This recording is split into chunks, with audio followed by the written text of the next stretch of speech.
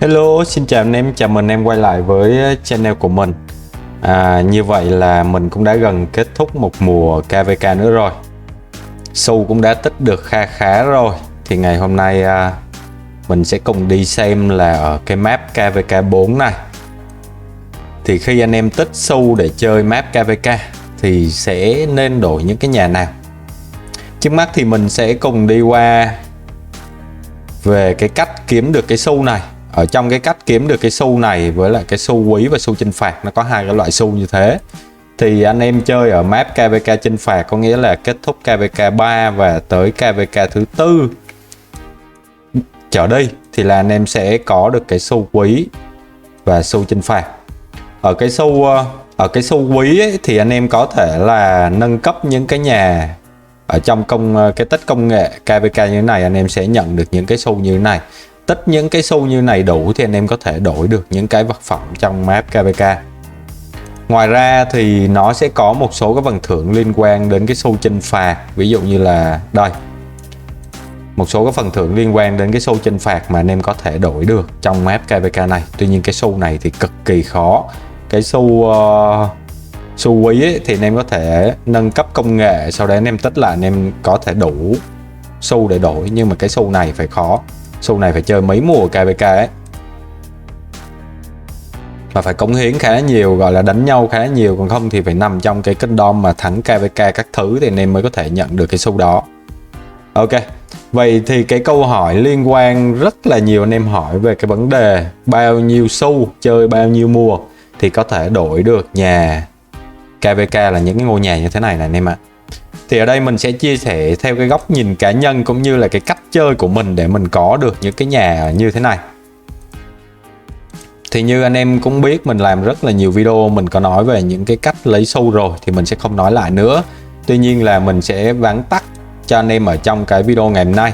Thì như cá nhân mình chơi chỉ mua một gói pha lê tháng, với điều kiện là một số map KVK thì phải thắng, chứ nếu mà thua thì không có thành lũy để làm nhé anh em. Nhưng mà nhìn chung cho mỗi một mùa KVK anh em sẽ có được khoảng trên dưới 300 xu tùy người. Tùy người là sao? Là ở đây những người mà người ta có nhiều thời gian hơn, anh em có nhiều thời gian hơn, anh em có thể lựa những cái thành lũy có cái điểm tín nhiệm cao hơn để anh em làm. Thì anh em sẽ có được cái tốc độ nâng cấp level cái thành lũy cao hơn. Nâng cấp level thành lũy cao hơn, anh em sẽ có được cái tốc độ sản xuất pha lê cao hơn. Có được tốc độ sản xuất pha lê thì anh em sẽ có nhiều pha lê để nâng cấp những cái công nghệ. Mà nâng cấp nhiều công nghệ thì anh em sẽ tích được nhiều cái xu quý như thế này. Đó, còn cái cách nâng như thế nào thì những cái video trước mình đã làm rất là nhiều rồi, mình sẽ không nói chi tiết ở trong video ngày hôm nay. Rồi còn về những cái vật phẩm đáng để đổi sau khi anh em đã đạt đủ những cái số lượng xu để đổi như thế này thì anh em nên đổi những cái gì. Đây là mình sẽ nói theo cái quan điểm cá nhân của mình thôi. Còn mỗi người, mỗi cách chơi, mỗi cái suy nghĩ và mỗi cái đường lên khác nhau, thì vì vậy nó sẽ không áp đặt được cho giống nhau. Còn quan điểm của mình đối với những người chơi ít nạp thì theo cá nhân của mình nên đổi cho mình một cái nhà huyền thoại. Nó cũng là một cái gì đó trải nghiệm ở trong trò chơi này. Nhà nào cũng được. Anh em hay hỏi mình là nếu mà chơi, bởi vì những cái nhà này đa số là cái nhà này thì bút cho kỵ và cung, bởi vì thì nó chỉ có mỗi cái là thiệt hại kỹ năng thôi. Còn cái nhà này thì là bút chung nhưng mà trừ kỵ, có nghĩa là anh em chơi bộ và cung thì được. Nhà này thì bút cho kỵ nè. Cái nhà này thì bút chuyên về cho cung. Đó, nó chỉ có 4 nhà như vậy thôi. Còn một cái nhà cuối cùng là cái nhà Tokabi, thì cái nhà này khá là khó khi mà anh em sẽ phải tích cái xu chinh phạt. 6 xu chinh phạt tính trung bình anh em phải chơi tới từ 3 mùa đến 4 mùa. Gọi là những cái kingdom bình thường thì phải chơi 3 đến 4 mùa, có thể là hơn nữa. Nhưng những anh em mà chơi những cái kingdom mạnh mà nếu mà may mắn mà họ thắng được thì cái thời gian anh em kiếm cái xu chinh phạt này nó sẽ rút ngắn xuống rất là nhiều. Rồi vậy thì câu hỏi anh em ở đây là anh em hay hỏi mình là chơi chuyên bộ thì nên lấy cái nhà nào. Thì bản chất là anh em thấy được tất cả những cái nhà ở trong này nó đều trừ tấn công bộ binh, trừ mỗi cái nhà là giấc mơ 34 thôi thì nó không trừ tấn công bộ. Thì chắc chắn hiển nhiên là cái nhà giấc mơ 34 nó chính là cái nhà để anh em có thể chơi được cho bộ binh. Đó, còn cái nhà này nó là thiệt hại kỹ năng thì anh em có thể chơi cung với kỵ. Bộ cũng được, vì đa phần xu hướng bây giờ anh em chơi về đam đỏ nhiều. Bộ cũng có một số con về đam đỏ, ví dụ như là Quang Vũ nè, Ví dụ như là Hara cũng là đam đỏ nhiều. Chính vậy anh em chơi cái sử dụng cái nhà này cũng được. Nhưng mà cá nhân mình thấy trừ 10% bộ binh nó cũng là một cái gì đó để anh em cân nhắc. Tuy nhiên là đẹp vẫn là cái chính mà mình muốn nói đến trong video này. Chính vậy là anh em không cần quan tâm đến nếu nó bị trừ 10% bộ đâu. Cơ bản nó phải đẹp đã. Rồi, còn nếu mà chơi chuyên bộ thì chắc chắn là anh em nên đổi cái nhà này là thích hợp nhất theo quan điểm cá nhân của mình. Cung thì có thể lấy nhà này, kỵ thì có thể lấy nhà này. Rồi, như mình đã nói thì mình chơi khoảng hơn một mùa, tầm một mùa rưỡi là mình đã có thể đổi được một cái nhà rồi. Thì cái nhà hoàng hôn buông xuống này thì mình đã đổi và mình có làm video chia sẻ cho anh em rồi. Tính ra là cách đây 2 mùa thì là mùa trước, cỡ khoảng một mùa rưỡi là mình đã đủ xu tầm đấy, gần 2 mùa là mình đủ xu. Thì mình đã đổi được cái nhà hoàng hôn buông xuống này rồi. Thiệt hại kỹ năng 5%. Vì tiếp theo trong video ngày hôm nay thì mình sẽ tiếp tục đổi một cái skin nhà. Sau khi rất là bỏ nhiều thời gian đắn đo, suy nghĩ các thứ kiểu vậy thì ngày hôm nay mình sẽ quyết định đổi cái nhà. Mình sẽ quyết định đổi cái nhà gì đây ta? Bây giờ cũng nói chung là trong lúc mà đang làm video ngồi nói chuyện với anh em này, cái tư tưởng nó cũng rất là phân vân nhiều lắm. Rất là phân vân. Vì mình cũng đang phân vân giữa cái nhà này và cái nhà này. Một cái là giấc mơ 34 thì cái nhà này mình có thể đánh bộ với lại cung trong map KVK được mà vẫn giữ được cái vẻ đẹp của nó, là anh em vẫn sử dụng được cái skin nhà huyền thoại. Khi mà anh em chơi bộ và cung, anh em vẫn giữ được cái skin nhà huyền thoại như thế này. Còn một cái nữa là cái nhà này thì nói chung là nó hợp với Nhật Bản, vì cái kiểu nó hoa anh đào bay lung tung đến anh em. Thì kiểu là nó cũng hợp, thì mình nói chung là cái nhà quần què nào mình cũng thích cả, kiểu vậy. Không có tiền mà nhà nào cũng thích. Nhưng mà về cơ bản là mùa này thì mình đã đủ 650k xu và mình đã quyết định đổi cái nhà, nó chính là cái nhà giấc mơ 34. Mình sẽ chia sẻ thêm tại sao mình đổi cái nhà giấc mơ 34 này nhé anh em. Tại vì mình đã có tới 4 cái xu chinh phạt như vậy rồi, thì cái khả năng rất là cao là mùa này mình sẽ kiếm được thêm một cái nhà nữa, nó là cung điện Tokabi. Vì mùa này là Kingdom mình thắng KVK. Chính vậy là có khả năng rất là cao 90% là mình sẽ đổi được cái nhà cung điện Tokabi này. Chính vậy cái phòng thủ cung dù sao cộng 10% nó vẫn tốt hơn là cái nhà diệt phi tấn công cung 10%. Như mình có chia sẻ trong rất nhiều video với anh em là cái mà tấn công cung ấy, những cái chỉ số chuyên về tấn công thì mình nghĩ là nên dùng cho bot, người ta dùng thì sẽ tốt hơn.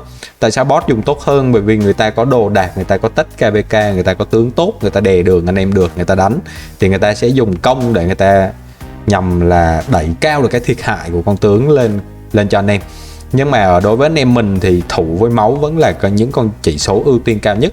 Bởi vậy thì nếu mà mình cũng có chơi 2 đạo cung, chính vậy là cái nhà Tokabi nó vẫn thích hợp hơn so với cái nhà diệt phi, hoặc là mình có thể sử dụng nhà KVK1.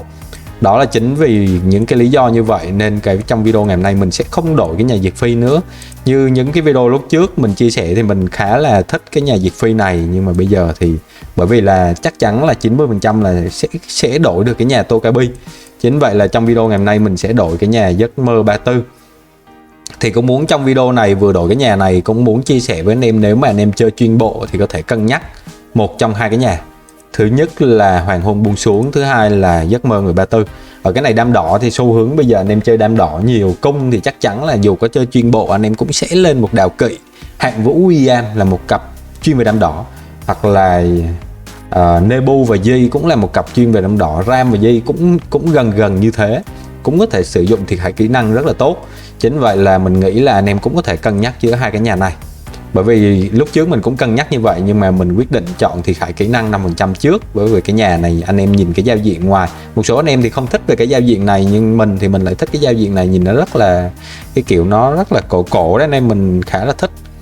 Thì rồi tiếp theo thì mình sẽ đổi tới cái nhà là giấc mơ 34. Cái nhà này thì mình có thể đánh trong lúc mà đang đánh mà lính bị thương thì mình cũng có thể tận dụng được cái tốc độ chữa lành, đồng thời là nhận được thêm cái phòng thủ đội quân 3%. Bởi vì lính của mình thì tướng của mình hầu hết mình build cũng chuyên về bộ và cung là chính. hai cặp bộ, hai cặp cung. Mình đang hướng về cái hướng như vậy, thì chính vì vậy cái nhà này cũng khá là ổn áp đối với mình. Phòng thủ đội quân 3%, tốc độ chữa lành 3%, trừ công kỵ, nhưng mà mình không chơi kỵ. Có một cặp kỵ mà nó sida quá, cho nên là nói chung là đổi cái nhà này thì nó ok nè. Trong cái đó là được thưởng cái tốc độ chữa lành 3%. Và mình bổ sung thêm với anh em là nếu mà anh em lấy cái nhà này cộng với cái nền văn minh gọi là Pháp ấy, phải gọi là anh em tiết kiệm được rất là nhiều tăng tốc nếu mà anh em vơ nhiều, đánh KVK nhiều. Ở đây anh em thấy được là 20% tốc độ chữa lành của bệnh viện. Rất là tiết kiệm tăng tốc cho anh em nếu mà anh em sử dụng cái nhà đó cùng với cái nền văn minh gọi là Pháp. Nếu mà anh em chơi chuyên bộ giấc mơ người 34 cộng với nền văn minh Pháp thì gọi là đúng chuẩn luôn. Tốc độ chữa lành anh em nhận tới 23%, chưa tính đá bút rồi bút kingdom các thứ nữa, thì nhiều đấy anh em, rất là nhiều nha anh em. Nếu mà anh em nào mà vơ nhiều, có thời gian chơi game nhiều, đánh KVK nhiều, đánh những cái map lớn, anh em có thể cân nhắc giữa Pháp và cái nhà giấc mơ 34 như thế này. Ok, chém gió đủ lâu và chia sẻ cũng đủ dài rồi, sẽ không làm mất thời gian của anh em. Mình sẽ lấy cái nhà này và sau đó sẽ để mở cho anh em xem cái giao diện thực tế nó sẽ như nào nhé anh em. Thống đốc có chắc chắn muốn đổi lấy vật phẩm này không? Nó hỏi một câu mà cũng băn khoăn căng ấy. Chắc chắn là phải lấy rồi chứ tại sao lại không lấy. Ok, let's go đi thôi. Rồi, coi như là mình đã đổi xong và chỉ dư đúng một K2 xu như thế này. Mùa sau thì chắc chắn là sẽ chơi, mùa sau thì sẽ tích xu, và mình cũng đang cân nhắc với cái việc là lên mua một cái sừng hoặc là một con dao găm. Đấy, mùa sau thì mình sẽ cân nhắc mua hai cái món này, một trong hai món này trước, và nếu mà nó đủ 360 xu thì sẽ quất luôn hai món một lần luôn. Đó là cái mà mình đang cân nhắc. Thì nếu anh em nào có kinh nghiệm về sử dụng sừng và dao rồi thì anh em cũng chia sẻ giúp cho mình nhé, bởi vì mình bản chất là mình cũng chỉ tham khảo ý kiến của anh em, chính vậy là mình chưa có thực tế mình xem được cái tác dụng và cái hiệu quả của nó như nào. Nhưng mà mình có xem một số các báo cáo thì nó sẽ tác dụng, như mình có chia sẻ, nó tác dụng nhiều trong rally và đẹp hơn là đánh on field. Nhưng mà dù gì thì sau khi đã dư giả rồi thì mình cũng phải nên lên một cái trang bị như thế này. Đồ có thể xài đồ tím nhưng trang bị thì xài đồ cam, mình nghĩ là nó sẽ vẫn tốt hơn một chút, tốt hơn nhiều anh em ạ, theo quan điểm vậy. Còn nếu anh em nào đã dùng sừng và dao rồi thì anh em cũng comment ở dưới video cho mình xin một số cái ý kiến nếu mà anh em đã dùng rồi nhé. Rồi bây giờ mình sẽ thử xem cái giao diện thành phố này nó sẽ như thế nào đây anh em.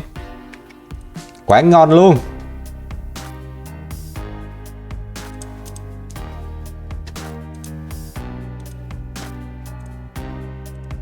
Rồi bây giờ mình sẽ vào đây. Đâu rồi, giấc mơ của người 34 đi đâu mất rồi. Đây, quá là đẹp. Skin vĩnh viễn, phòng thủ đội quân 3%, tốc độ chữa lành 3% và tấn công kỵ trừ 10%. Rồi xong rồi đó anh em. Cày cuốc 2 mùa KVK, 1 mùa rưỡi, gần 2 mùa mới được cái skin nhà. Vinh quang sứ 34. Ồ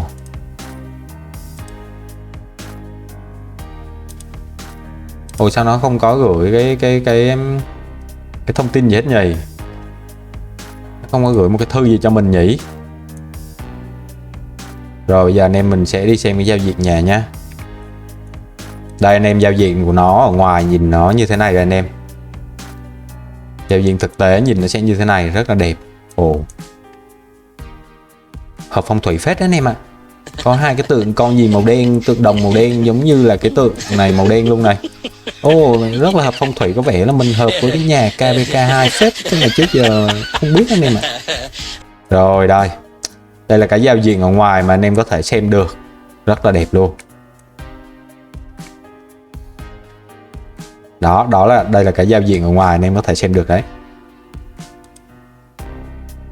Wow, quá đẹp. Thế mà mình cũng làm thành được cái thành tựu gì rồi đó, để xem nào.